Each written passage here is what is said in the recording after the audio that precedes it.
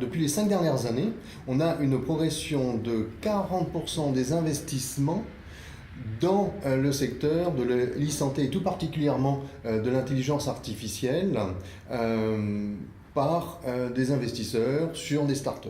On peut même dire qu'il y a à peu près, on dénombre 325 000 applications en matière d'e-santé. Tout à fait. C'est un vrai marché. Il faut distinguer peut-être ce qui est du domaine du bien-être de ce qui est véritablement du domaine de la santé. Oui, certains jouent d'ailleurs quelque peu sur ce point, je pense. Alors ça, juridiquement, on a tout à fait une manière de pouvoir traiter la problématique. Mais en matière d'e-santé, ce qui est quand même intéressant, c'est de voir aussi la présence des GAFA. Oui, qui est prédominante en effet.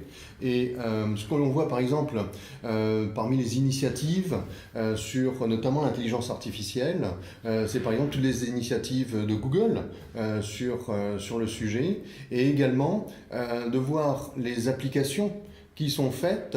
Il y a un exemple intéressant qui a été lancé en 2015 à l'hôpital du Mont-Sinaï à New York, qui a été de mettre en place un système d'apprentissage auto-apprenant à partir des données de 700 000 patients pour des diagnostics sur le cancer du foie. Et en fait, ils se sont aperçus que ça permettait aussi de distinguer des effets sur le mental. Voilà, les états de schizophrénie. Or, les diagnostics sur la schizophrénie sont, semble-t-il, extrêmement difficiles à établir, et en plus c'est très difficile d'avoir des consensus par rapport à ces diagnostics. Et ce qui pose en fait en matière d'intelligence artificielle l'enjeu de savoir comment en fait la décision a été prise, c'est-à-dire également toute la question des boîtes noires, comment on gère les biais, oui. C'est des vrais enjeux, et de là on oppose aussi pour ne pas communiquer ce type d'information le secret des affaires ou le secret médical. Donc oui. C'est un véritable enjeu. Oui, c'est un véritable enjeu, d'autant plus que sur les systèmes auto-apprenants, on se rend compte que, notamment par rapport au diagnostic, les systèmes sont totalement incapables d'expliciter leur diagnostic. Et donc, évidemment, il y a forcément des biais, mais ils sont inconnus. Ce qui fait que derrière tout cela, eh bien, ça a questionné, par exemple, Mont-Sinaï, ça a questionné l'usage des intelligences artificielles, parce que si elles sont capables de proférer des diagnostics de qualité, par exemple, par rapport au cancer, cette problématique de la schizophrénie a bien montré que on ne sait pas sur quoi c'est basé, et on ne sait pas quelle est la logique qu'il y a derrière tout cela. Et à partir de là, c'est la question de la confiance. Quelle confiance peut-on mettre dans les recommandations, les préconisations, les diagnostics d'une intelligence artificielle? Alors, au-delà de la question de l'intelligence artificielle, on voit que s'il y a aussi une question de confiance, il faut aussi avoir confiance dans les données qui sont collectées.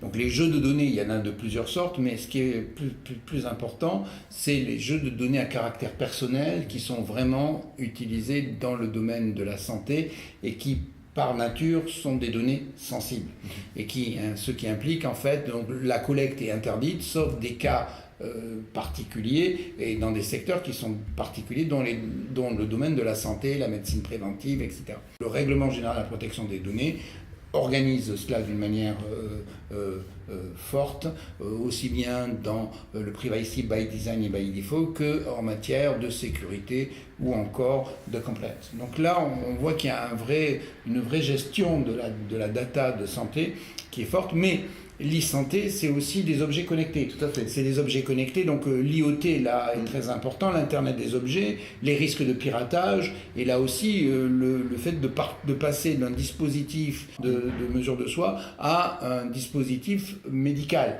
Et donc là, il y a aussi toute une série de dangers, et puis les risques de piratage, de détournement de finalité. Enfin, on a plein de rapprochements aussi avec des données à caractère personnel. Ça, c'est un premier enjeu. Il y a l'enjeu également de la télémédecine. C'est aussi les nouvelles technologies les favorisent, mais en même temps il n'y a que 5 types d'actes qui peuvent être traités en matière de télémédecine. Nous avons également le DMP, le dossier médical partagé, donc on voit tous ces enjeux. Et puis au-delà Donc dans la médecine d'aujourd'hui, on a la médecine de demain, et donc ce passage d'un homme réparé à un homme amélioré, et peut-être après à un homme augmenté. Donc on voit que l'e-santé est partout, Oui. et que finalement il faut ne pas ignorer cette technologie, mais bien entendu y voir les conséquences éthiques que cela peut avoir, et donc les opportunités aussi de marché qu'il y a derrière. Une des difficultés qu'il y a par rapport au projet de e-santé, c'est que souvent, alors pour sans doute des problématiques de financement, on promet la Lune. Hein, faut, entre nous soit dit, il y a tout de même un certain nombre d'acteurs qui sont extrêmement affirmatifs par rapport aux débouchés et aux potentialités, alors que on se rend compte que bien souvent, il est nécessaire d'y aller de façon graduelle, de façon raisonnée, hein, étape par étape, pour, d'une part, bien privilégier une approche centrée utilisateur, hein, à quoi ça va servir, qu'est-ce que ça va créer comme valeur ajoutée, hein, d'une façon concrète, et puis procéder par étapes toujours, c'est-à-dire procéder par expérimentation, hein, et que ces expérimentations permettent ensuite des applications, mais de façon généralement assez restreinte. Dans les études, on constate que les 3 grands marchés en matière de transformation numérique, ce sont l'énergie, les télécoms et la santé. Oui. Et dans la santé, l'e-santé, elle a une part qui est quand même importante et sur laquelle il y aura de grands développements. Voilà, au cours de nos prochaines matinales, nous allons traiter des questions de l'intelligence artificielle et puis de certaines filières ou secteurs d'activité. Oui. Et donc je vous invite à nous suivre et je vous dis à très bientôt. Et merci pour votre attention.